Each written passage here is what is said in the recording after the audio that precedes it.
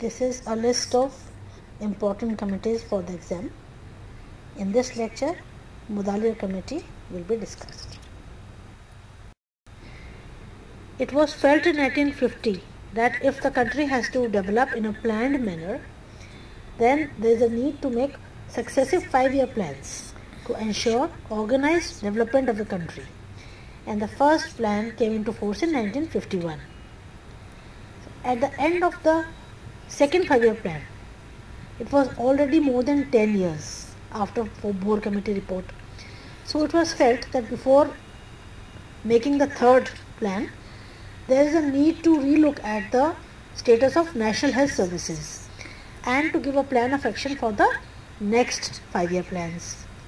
So for this, in 1959, the Government of India appointed another committee called Health Survey and Planning Committee.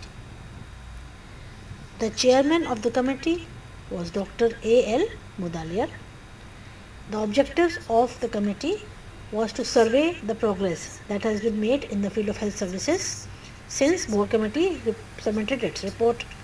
And second objective was to make recommendations for future development, which will be included in the next 5-year plans. This committee submitted its report in 1962.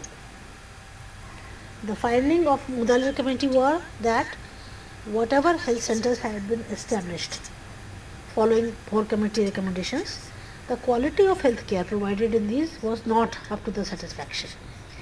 And they felt that first the existing primary health centers which have been built should be strengthened. The quality of health care should be improved before new ones are built. And that subdivisional and district hospitals should also be improved. The district hospitals are at the level of district and the subdivisional hospital is in between the district level and block level. The recommendations of Mudaliar Committee, which are of importance for you, include the following. First, consolidate the progress that have already been made in the first 5-year plans.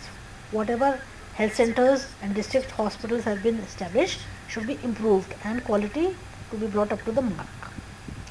Second, that the district hospitals should employ specialists so that they can function as good referral centers and also to serve as central base of regional services. That is, the service that is suggested in the third recommendation, the district hospital would be the base where the directors will sit for that service.